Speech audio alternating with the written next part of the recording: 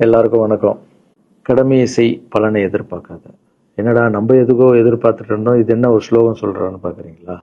எந்த விஷயத்துக்காக நீங்க எதிர்பார்த்துட்டு இருக்கீங்களோ அதுக்கு முன்னாடி ஒரு ஸ்லோகம், ஒரு குட்டி கதை. ஏன்னா இந்த வீடியோ முடியும் போது அந்த ஸ்லோகத்துக்கும் அந்த குட்டி கதைக்கும் ஒரு லிங்க் இருக்கு, சரிங்களா? கடமை செய், பலனை எதிர்பார்க்காத, அதான் அந்த ஸ்லோகம். எனக்கு ரொம்ப பிடிச்சது. என்னடா இது கடமையை செய்ய சொல்றாங்க, பலனை எதிர்பார்க்க வேணான்றாங்கன்னு நிறைய பேருக்கு அந்த ஸ்லோகம்ல ஒரு டவுட் ஒன்று இருக்கு. வேலை பண்றோம், வேலைக்கேற்ற கூலி எதிர்பார்க்க கூடாதா? இவ்வளவு கஷ்டப்பட்டு உழைக்கிறோம், சம்பளத்தை எதிர்பார்க்க கூடாதா அப்படின்னு. அந்த ஸ்லோகத்துடைய முழு மீனிங் என்னன்னா ஒரு கதையா சொல்லிடுறேன். ஒரு பெரிய வீடு, ஒரு மிகப்பெரிய பணக்காரரு. அவரு ரூம் மட்டும் கிளீன் பண்றதுக்கு ரெண்டு ஆட்கள் இருப்பாங்க. ரொம்ப பிடிச்சவங்கள 2 பேரு அந்த ரூம் கிளீன் பண்றதுக்கு வச்சிருக்காரு. அவர் மிகப்பெரிய பணக்காரர். அவர் இப்போ 2 பேரும் ரூம் துடைக்கிறவங்க. ஓகே, அவர் காலையில ரெடி ஆகி அந்த ரூம்ல இருந்து வெளியே வரும்போது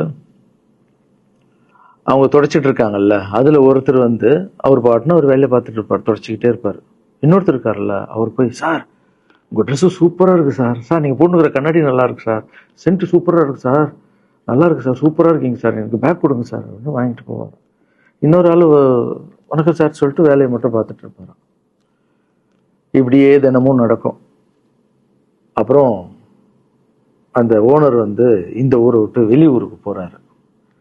போகும்போது 2 வேலைக்காரங்களும் கூப்பிட்டு ஒருத்தருக்கு 1 மாசம் சம்பளம் எக்ஸ்ட்ரா, யாரு கூட பேக்லாம் தூக்கிட்டு போய் எப்போ பார்த்தாலும் நான் சூப்பர் சூப்பர் சொன்னார்ல, அவருக்கு 1 மாசம் சம்பளம் எக்ஸ்ட்ரா. இன்னொரு ஆளுக்கு ஒரு வீடு வாங்கி கொடுத்து அவரை, நீ என் கூடவே வந்துரு, நான் அவர் கூடவே அவரை கூப்பிட்டு போறேன். இவன் ஓடி போய் கேட்டானா, சார் என்ன சார் தினமும் நான் தானே சார் உங்க பேக் எடுத்துருந்தேன், நான் கொடுத்த வேலையை நீ கரெக்டா பண்ணல, நீ ஜால்ரா அடிக்கிறதுலயே இருந்த, எனக்கு இது நல்லா இருக்கு அது நல்லா இருக்குன்னு. ஆனா அவன் வேலையை மட்டும்தான் பார்த்தான். வேலையை கரெக்டா பார்த்தா பலனு கடவுள் கொடுப்பாரு, அந்த பலன் தான் இது அப்படின்னு சொன்னாங்க. இப்போ விஷயத்துக்கு வருவோமா? திருச்சி கிழக்கு தொகுதி. இன்னைக்கு நான் என்ன முடிவு சொல்றேன் இதுதானே. நான் திருச்சி கிழக்குல நிக்கணும்னா நான் முதல்ல அரசியலுக்கு வரணும். நான் அரசியலுக்கு வரேனா இல்லையான்றத சொல்றேன். அரசியல் எப்படி என் வாழ்க்கையில வந்ததுன்னு சொல்றேன். உங்களுக்கு நல்லா தெரியும், என் வீட்டில் குழந்தைங்களை வளர்த்துக்கிட்டு நான் பாட்டுன்னு சோசியல் சர்வீஸ் பண்ணிட்டு இருந்தேன். மாற்றுத்திறனாளிக்கு டான்ஸ் சொல்லி கொடுக்குறது, ஓப்பனர் சர்ஜரி பண்றது, பசங்களை படிக்க வைக்கிறது, ஸ்போர்ட்ஸ் எல்லாத்துலேயும் என்னால் முடிஞ்ச வரைக்கும் பண்ணுவேன். என்னால் முடியல மற்றவங்கிட்ட கேட்டு பண்ணிட்டு இருந்தேன். இந்த டைம்ல தான் ஜல்லிக்கட்டுன்னு ஒன்று வருது. ஒரு சில விஷயம்லாம் ஃபாஸ்ட்டாக சொல்லிடுறேன், உங்களுக்கு தெரிஞ்ச விஷயம்தான். ஜல்லிக்கட்டுன்னு ஒன்று வருது, அதில் நான் போகிறேன், சாப்பாடு போகிறதுக்காக குழந்தைங்களுக்கு போகிறேன். அப்படி நான் அந்த ஜல்லிக்கட்டு நடந்து முடிஞ்ச விஷயம்லாம் உங்களுக்கு தெரியும். அப்புறம் என் மேலே ஒரு தலைவர் விமர்சனம். எதுக்கு தலைவர்னு சொல்லுவாரா, நம்ம அண்ணன் தான், சீமான் அண்ணன் ஒரு விமர்சனம் வைக்கிறாரு. அதுக்கு நான் மறுபடியும் ஒரு ட்வீட் போடுறேன், அவர் ட்வீட் போடுறேன். அப்போ தான் என் வாழ்க்கையில் அரசியல்னு எடுத்து நுழையுது. நம்ம சாப்பாடு போகிறதுக்கு போகணும், இது என்னடா இவ்வளோ பெருசாக இருக்கு, அந்த ஜல்லிக்கட்டு தான் எனக்கு அரசியலில் உள்ள நுழைஞ்சது, என்னடா இவ்வளோ பெருசாக இருக்கு அப்படின்னு. அப்படியே போச்சு. அதே தலைவர் தான், அதே சீமான் தான் ரஜினி சார் அரசியலுக்கு வர்ற மாதிரி பேச்சு அடிபட்ட உடனே அவங்க சைட்லேருந்து பேசுகிறாங்க, தலைவரை பற்றி பேசுகிறாங்க. தலைவர் எனக்கு ஒரு குரு, என்னை வாழ வச்ச தெய்வம், ஒரு அப்பா மாதிரி, ஒரு அண்ணன், அப்பா எல்லாமே சொல்லலாம். ஸோ அவரை பற்றி அதிகமாக பேச ஒரு முறையும் சூப்பர் ஸ்டாருக்கு ஃபோன் போடுவேன். அண்ணா ரொம்ப ஓவராக பேசுகிறாங்க, டெப்பா கம்முன்னு இருக்கண்ணா, நீ சைலண்டாக இரு. இப்படியே ஓரளவுக்கு தான் நம்மளால் பொறுக்க முடியும். அதுக்கப்புறம் ஆடியோ ரிலீஸ் ஃபங்க்ஷனில் என் மனசில் இருக்கிறதெல்லாம் உடச்சி சொன்னேன், அதை நீங்களும் பார்த்துருப்பீங்க, தெரியும்.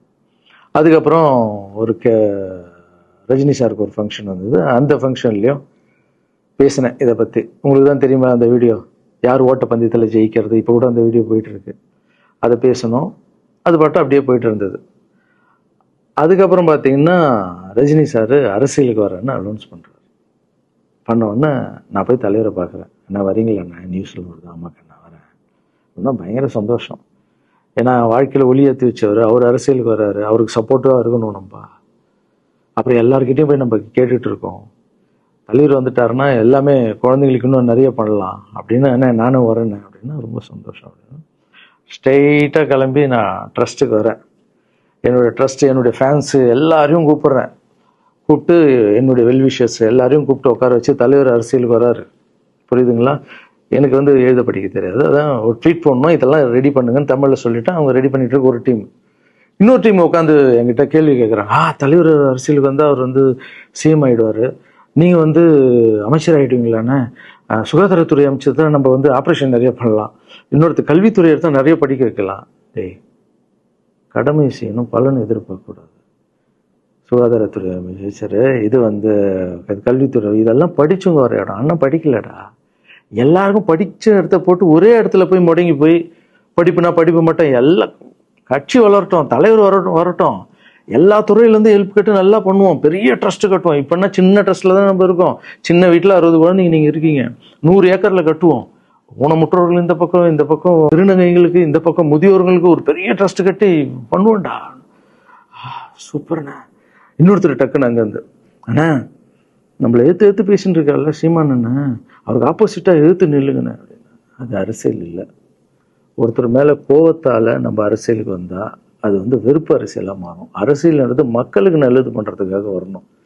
இப்போ அவரை நான் அழிக்கணும், அவரை நான் ஏதோ ஒன்று செய்யணும்னு அந்த ஆசையில் வந்தேன்னு வச்சுங்களேன், ஆசை என்ன ஆகும், கோபமாக மாறும். கோவத்துலேருந்து என்ன வரும், வார்த்தைகள் தப்பாக வரும். வார்த்தைகள் மட்டும் வராது, தப்பான வார்த்தைகள் வரும். மக்களுக்கு நம்ம மேலே மரியாதை இல்லை, மக்களுக்கு நம்ம மேலே மரியாதை இருக்காது, போயிடும். ஸோ அதால் அரசியலுக்கு வரணும்னா அவரை அழிக்கிறேன் இவழி இருக்கிறேன், பதிவை பற்றி பேசுகிறத ஃபஸ்ட்டு விடுங்கடா, ஃபஸ்ட்டு வேலையை பார்ப்போம்டா. நம்ம தலைவர் வரோன்னு சொல்லிட்டாரு, ட்வீட் போடுங்களா அப்படின்னா ட்வீட் போட்டுட்டு அங்கேருந்து போட்டுட்டு வீட்டுக்கு போகிறேன். இங்கே தான் பெரிய ட்விஸ்ட் இருக்குது எனக்கு. வீட்டுக்கு போகிறேன். வீட்டுக்கு போனோன்னா எப்பவும் நான் அம்மா கிட்ட போய் ஒரு விஷயத்த சொல்கிறதுக்கு முன்னாடி ஒரு சர்ப்ரைஸ் ஒன்று பண்ணுவேன். எங்கள் அம்மா கோவில் கட்டுறது கூட, கோவில் கட்டிட்டு ஸ்டாச்சுலாம் ஆர்டர் பண்ண அப்புறம் தான் அந்த ஸ்டாச்சுவே காமிச்சாங்க அம்மாவுக்கு. அதே மாதிரி அரசியல் விஷயத்துலையும் போய் சொல்லலான்னு அம்மாவை கூப்பிட்டு ஃபேமிலியெல்லாம் உட்கார வச்சு, அம்மா தலைவர் அரசியலுக்கு வர்றாரு, சரி கண்ணா, நானும் அரசியல் போடுறேன், இங்கே பரமா ட்வீட் போட்டிருக்கேன் அப்படின்னு. அம்மா முகம் டக்குன்னு மாறிட்டு ஓகே கண்ணா, ஓகே நான் சாப்பிடலாம் அப்படின்னு எழுந்து போயிட்டாங்க. என்ன இப்படி போக மாட்டாங்களே, ஒரு விஷயத்த சொன்னால் சூப்பர் கண்ணான்னு பேசுவாங்கல்ல, 1 hour அதில் இருக்கிற நல்லது கெட்டது எல்லாம் பேசுவாங்க, என்ன போயிட்டாங்க அப்படின்னு ஒரு ஃபீல். சரி, இது உடம்பு சரியில்லை போல, அப்செட்டில் விட்டேன். அப்புறம் 2-3 நாள் அவங்ககிட்ட பேசவே மாட்டுறாங்க. கூப்பிட்டு, என்னம்மா உனக்கு பிரச்சனை, ஏதாவது தப்புன்னா அடின்னா அடிச்சிடுமா, என்னம்மா இப்படி பேசாமல் இருக்குன்னா, இல்லை கண்ணா நீ அரசியல் போனது எனக்கு பிடிக்கல அப்படின்றாங்க. ஏமா அரசியல் போனால் பிடிக்கல? இல்லை கண்ணா, அது ஒரு சாக்கடை, அரசியலுக்கு போகக்கூடாது, அது வந்து பணம் கொடுக்குறாங்க அரசியலுக்கு, ஓட்டு வாங்குறதுக்கு பணம் கொடுத்து தாங்க நான் ஜெயிக்கிறாங்க. அதுக்கப்புறம் ஜாதி இல்லைன்னுவாங்க, ஜாதி இருக்குது, மதம் இல்லைன்னுவாங்க, மதம் இருக்குது. அந்த சாக்கடைக்குள்ளே நீ போகாதப்பா. நம்மளுக்கு வாழ்க்கையை ஒளி வச்சு ஏற்றி வச்சவர் தாங்க நம்ம சூப்பர் ஸ்டார். அவர்கிட்ட என்னை கூப்பிட்டு போப்பா, நான் சொல்கிறேன், அவர் ஒரு ஆன்மீகவாதி, அவரும் அரசியலுக்கு வர வேணாம், இந்த வயசில் அவர் நிம்மதியாக இருக்கட்டும், எதுக்கு அரசியலுக்கு வர, என்னை கூப்பிட்டு போ, அப்பாயின்மெண்ட் வாங்கி கொடுத்துருந்தாங்க. அப்பாயின்மெண்ட் வாங்கி கூடா, நானும் வேற கனவுல வந்து மைண்ட் வைஸ், அம்மா நான் சொல்கிறது கேளுமா, நம்ம எத்தனையோ இப்போ வந்து எல்லா குழந்தைங்களுக்கும் ஒவ்வொரு ஸ்டேஜில் போய் கேட்டு தானேம்மா ஹெல்ப் நடக்குது. இப்போ தலைவர் வந்துட்டாருன்னா நம்ம தாராளமாக பண்ணலாம்லம்மா, உன் கையில் எவ்வளோ காசு இருக்கோ அதுக்கு மட்டும் செய், அரசியல் வேணான்னு சொல்கிறேன் அப்படின்னு போயிட்டான். அந்த ஃபேஸ் வந்து அதுக்கப்புறம் அடிதான் நம்மளுக்கு. சரி, இந்த உலகத்தில் அம்மா மீறி பண்ணலாம், ஆனால் நான் உருப்பிட மாட்டேன், எனக்கு நல்லா தெரியும். இந்த உலகத்துலேயே எனக்கு யாருன்னா எங்கள் அம்மா தான். அது அம்மா இல்லை, எங்கள் கடவுள்னே சொல்லலாம், நான் எதிர்க்க பார்க்குற கடவுள். சரி, அம்மாவுக்கு சொல்லி புரிய வைக்கலாம், என்னடான்னு தலைவர்கிட்ட போய் எப்படி சொல்கிறது, பசங்கிட்ட ஒரு பயங்கர பில்டப் கொடுத்துட்டோம், அது இதுன்னு எல்லாம் வேற பார்த்துட்டு இருக்காங்க, என்ன பண்ணுறது. அந்த டைமை பார்த்து கொரோனா வருது, ஒரே ஷாக்கு, வெளியே போக முடியாதுன்றாங்க, இல்லைன்னா போச்சு. பிரச்சாரம் பண்ண வெளியே போக முடியாது, தலைவருக்கு உடம்பு சரியில்லாமல் போகுது, ஹைதராபாத் ஷூட்டிங் போகிறாரு, உடம்பு முடியல, அப்படியே எல்லாமே கொலாப்ஸ் ஆகுது. அப்புறம் தலைவர் அலௌன்ஸ் பண்ணுறாரு, நான் அரசியலுக்கு வரல, டாக்டர்ஸ் வந்து போகக்கூடாதுன்னு சொல்லிட்டாங்க, கொரோனா டைமில் நம்ம வந்து பிரச்சாரம் போக முடியாது, அதை காரணம் சொன்னார், அது உங்களுக்கு எல்லாருக்கும் தெரியும். அவ்வளோதான், தலைமையில் கை வச்சுன்னு உட்காந்துட்டோம். நான் ட்ரஸ்ட்டில் இருக்கிற குழந்தைங்க மற்றவங்க எல்லாரும் என்னென்னு நினச்சி ஒர்க் பண்ணிட்டு இருந்தால எல்லாரும் அப்செட்டில் உட்காந்துருக்கோம். தலைவர் ஒருத்தம் போய் பேசி பார்க்கலாம் அவர்கிட்ட, தலைவர் வர்றாரு, கூப்பிட்றாரு, போகணும். அந்த மாதிரி தலைவரை பார்த்ததில்லை நான். அப்படியே எனக்கு புரிஞ்சுது, அவர் ரொம்ப வலியில் இருக்காரு அப்படின்னு. எவ்வளோ சுறுசுறுப்பான ஆள், உடம்பு முடியலைங்கண்ணா, பரவாயில்ல, நம்ம உடம்பு தானே முக்கியம், என்ன இதெல்லாம் என்னென்ன தூக்கி போடுங்கண்ணா. இல்லைங்கண்ணா, இத்தனை வருஷம் என்னை வாழ வச்சாங்கல்ல, அவங்களுக்கு ஏதாவது ஒன்று பண்ணணும்னு நினச்சாங்கண்ணா, இங்கே குத்துதுக்கண்ணா, எனக்கு என்ன பண்ணுறதுன்னு தெரியல, ரொம்ப கஷ்டமாக இருக்கு அப்படின்னா. அண்ணே அதை விடுங்கண்ணே, எல்லாம் அப்படின்னு அவர்கிட்ட பேசிட்டு அவர் வந்து அப்போ நான் முன்னாடி பேசும்போது அவர் சொல்றாரு, நான் கூட பதவிக்கு வரணும்னு ஆசைப்படல, இன்னொரு நல்ல ஆள் படிச்ச ஆள் அங்கே நிற்க வச்சுப்பான், யாருன்னு சொல்லுவேன், யாருன்னு கூட சொல்லல. அது அப்படியே போச்சு. அவர் மனசுக்கு மட்டும்தான் தெரியும், யாருன்னு கூட சொல்லல. ரொம்ப அப்செட்டாக இருந்தார். சரி ஓகே, இதுவும் கடந்து போகணும். அப்படியே கடந்து போச்சு. எனக்கும் காஞ்சனா படம் அது இதுன்னு வந்து பெரிய ஹிட் ஆகுது. அதுக்கப்புறம் யாருக்கிட்டையும் நீங்கள் வந்து யாரும் எனக்கு ஹெல்ப் பண்ண வேணாம். முதல் நாள் நான் வந்து கலைஞர் ஐயா கிட்ட ஹெல்ப் கேட்டேன். அவர் வந்து ஒரு சில குழந்தைங்களுக்கு ஹெல்ப் பண்ணார். அதுக்கப்புறம் அன்புமணி ராமதாஸ் ஐயா, அவரும் ஹெல்த் மினிஸ்டர் இருக்கும்போது அவர் ஒரு சில குழந்தைங்களுக்கு ஹெல்ப் பண்ணார். அப்புறம் நம்ம விஜய் சார் நண்பர், அவர் வந்து ஒரு குழந்தைக்கு ஆப்ரேஷன் பண்ணார். ஸோ இருக்கும்போது என்னால் முடிஞ்ச வரைக்கும் சொந்த பணத்தை போட்டு பண்ணிவிடுவாங்க. முடியாத போது தான் நான் அந்த ஹெல்ப்பை கேட்பேன். இப்போ தான் நல்லா வந்துட்டுமே, யாருக்கும் எனக்கு பணம் கொடுக்க வேணாம், இனிமேல் என் சொந்த பணத்திலே பண்ணுறேன்னு சொல்லிட்டு நான் பாட்டுன்னு ஒரு வீடியோ கூட நான் போட்டேன், இனிமேல் யாரும் பணம்லாம் கொடுக்க வேணாம் அப்படின்னு. அப்படியே போயிட்டுருக்கு. காஞ்சனா எல்லாம் முடிஞ்சு ஜிகிர் தண்டா படம் ரிலீஸ் ஆகுது. ஜிகிர் தண்டா பார்ட்டி போயிட்டுருக்கு. டைரக்டர் நின்று பேசுகிறேன். நான் டைரக்டர் கிட்ட போகிறேன். டைரக்டர் யார்கிட்டயும் ஃபோனில் பேசிகிட்டு இருக்காரு. அப்படியே பேசிகிட்டு இருக்கிறவர் டக்குன்னு இந்த சீமானன் பேசுவார்னு கொடுத்துட்டாரு என்கிட்ட. அவருக்கும் தெரியாது நான் பேச போகிறேன். அவர்கிட்ட லாரன்ஸ் பேசுவார், சீமானன் ரெண்டு பேரும் சைலண்ட்டு. நானும் எதுவும் பேசல, சீமானனும் எதுவும் பேசல. அப்படியே ஒரு நிமிஷம் அப்படியே நிற்கிறோம். பெரியவர் இல்லை என்னாலும் அண்ணன் அப்படின்னு. அவ்வளோதான் அண்ணன். பயங்கர பாசம். எந்த இடத்துல கோவம் இருக்கும் அந்த இடத்துல குணம் இருக்குன்னு சொல்லுவாங்கல்ல. அண்ணன் வந்து புகழ்ந்து தள்ளுறாரு ஜிகர் தண்டாவை. இப்படி பண்ண கண்ணா, அப்படி பண்ண இவ்வளோ சூப்பராக பண்ண, அந்த சீன் எனக்கு ரொம்ப பிடிச்சதுன்னு. அவருடைய அன்பு தான் தெரியும்ல, எல்லாமே அதிகமாக இருக்கும் அண்ணன்கிட்ட. அண்ணா ரொம்ப சந்தோஷமாக வாழ்த்தினார். அப்புறம் நான் வந்து மாற்றம்னு ஒரு அமைப்பு ஆரம்பிச்சிருக்கேன்ல, இந்த விவசாயிகளுக்கு டிராக்டர் கொடுக்கறது, அப்புறம் மாற்றுத்திறனாளிக்கு ஸ்கூட்டி கொடுக்கறது, எல்லாமே அதை பார்த்துட்டு பத்திரிகையாளர் கேட்குறாங்க அவர்கிட்ட, ரகுவலாரன் சார் மாற்றம்னு அமைச்சிருக்காருன்னா, நல்ல விஷயம் தம்பி, நல்லா பண்ணிட்டோம், நல்லா இருக்கட்டும் அப்படின்னு வாழ்த்தினாரு. ஸோ ஒரு பெரிய பிரச்சனைக்கு கடவுளே வந்து அதை அப்படியே சால்வ் பண்ணி வச்ச மாதிரி ஆயிடுச்சு. அப்படியே போச்சு. ஆனால் நீங்கள் நல்லா இருக்கணும், எங்கே இருந்தாலும் நல்லா இருப்பீங்க. எப்போல்லாம் ட்ரஸ்ட்டுக்கு போகும்போது பசங்கள்லாம் கேட்பாங்க, அந்த 100 ஏக்கர் ட்ரஸ்ட்டு குழந்தைங்க, சரி ஓகேடா. அப்படி பார்த்தீங்கன்னா நண்பர் விஜய் சார் கிட்ட பேசிட்டு இருக்கும்போது நான் வர அரசியலுக்குன்றாரு. நிஜமா நண்பா அப்படின்னு. எஸ் அப்படின்னு. மறுபடியும் போய் ட்ரஸ்ட்ல உட்காந்து நம்ம டேய் நண்பர் வராரு. ஏன்னா சூப்பர் ஸ்டார் எனக்கு எவ்வளோ க்ளோஸோ நண்பர் கூட அவ்வளோ க்ளோஸ் தான் எனக்கு. ஏன்னா மேகமாய் வந்து போகிறேன்ற சாங்லேருந்து நான் அவருக்கு டான்ஸ் மாஸ்டராக பண்ண ஆரம்பித்தேன். அதுக்கப்புறம் நிறைய சாங் பண்ணேன், சரக்கு வச்சுருக்கேன். அது உங்களுக்கு தெரியும், அந்த தாம் தக்க தீம் தக்க. அவருக்கு மட்டும் நான் ஸ்பெஷலாக வந்து பண்ணி கொடுத்துட்டு போவேன். தமிழ் வேறு யாருக்கும் பண்ண மாட்டேன். அவர் கூப்பிட்டா வருவேன், தலைவர் கூப்பிட்டா வருவேன், சாங் பண்ணிட்டு போவேன். அவர் வரணும் போது எஸ், ஏன்னா அவர் ஒரு முடிவு எடுக்க மாட்டார், எடுத்தாருன்னா அவர் நல்லா உழைப்பார், நல்ல உழைப்பாளி, பண்ணுவார் அப்படின்னு நினச்சி மறுபடியும் போய் ட்ரஸ்ட் ஆளுங்கெல்லாம் பேசுறதுக்கு முன்னாடி ஐயோ அம்மா இருக்காங்களே பிடிக்காத, ஃபஸ்ட்டு அங்கே கரெக்ட் பண்ணணும்ல. அங்கே போனேன். அம்மா நண்பர் அரசியலுக்கு வராருமா, என்னம்மா அப்போ தான் ஓகே, இப்போ எல்லாம் மாறி இருக்கு, போகலாமா, நீ ஃபஸ்ட்டு அவர்கிட்ட ஒரு அப்பாயின்மெண்ட் வாங்க, நான் உன்னை கூப்பிட்டு போகிறேன் அப்படின்னா. கூப்பிட்டு போய் இந்தப்பா என் பிள்ளைய ஒப்படைக்கிறேன் பார்த்துக்கப்பான்னு சொல்லுன்னு பார்த்தா, என்னம்மா பேச போகிறேன்னு கேட்டேன்.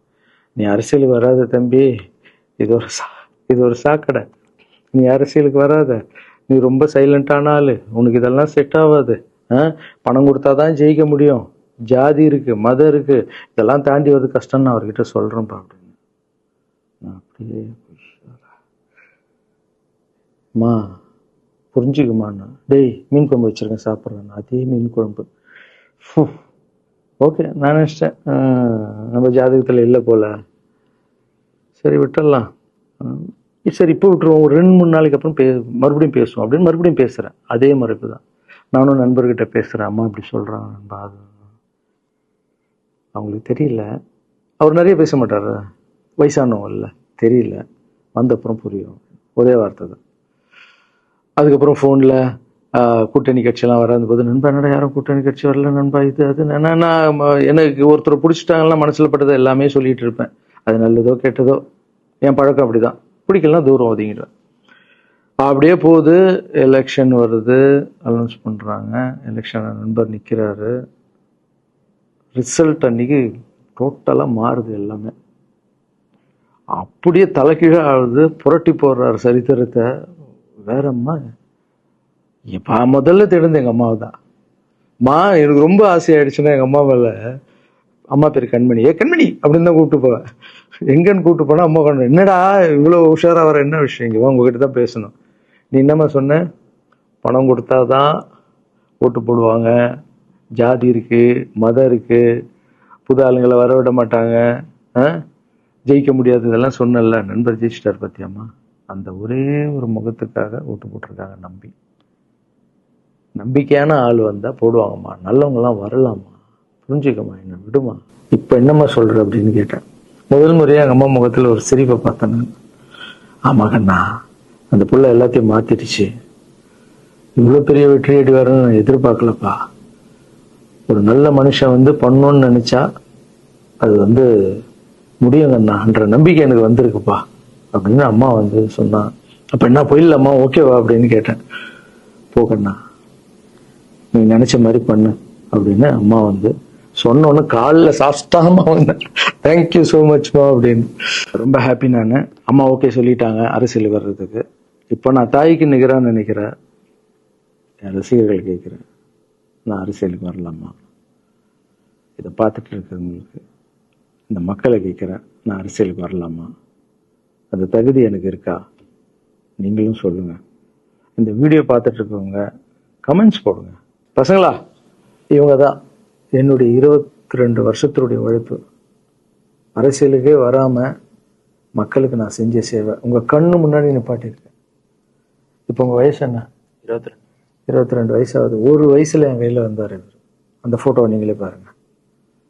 இப்போ 22 வயசு.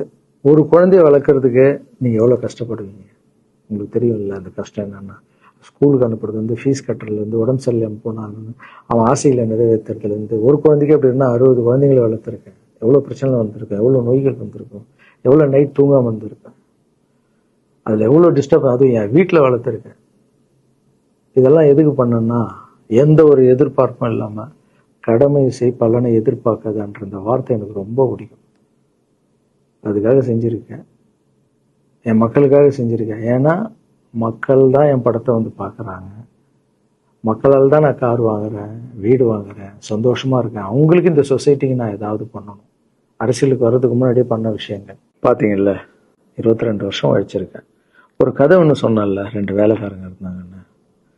சின்சியராக யாருக்கும் ஜாலர் அடிக்காம எதுவும் பண்ணாமல் என் தொழிலுக்கு தர்மமா, என் மக்களுக்கு தர்மமா என்ன பண்ணணுமோ 22 வருஷம் உழைச்சி உங்கள் கண்ணு முன்னாடி நிப்பாட்டிட்டேன். அந்த ஓனர் ஒரு பலன் கொடுத்தார்ல, அந்த ஓனர் யார் தெரியுமா? கடவுள். அந்த கடவுளுக்கு தெரியும் எனக்கு என்ன பலன் கொடுக்கணும். இதுக்கு தான் அந்த கதை லிங்க் ஆகும்னு சொன்னேன். ஸோ நீங்கள் சொல்லுங்கள், நான் அரசியலுக்கு வரணுமா வேண்டாம்? வேண்டாம்னா வேணாம் சொல்லுங்கள்.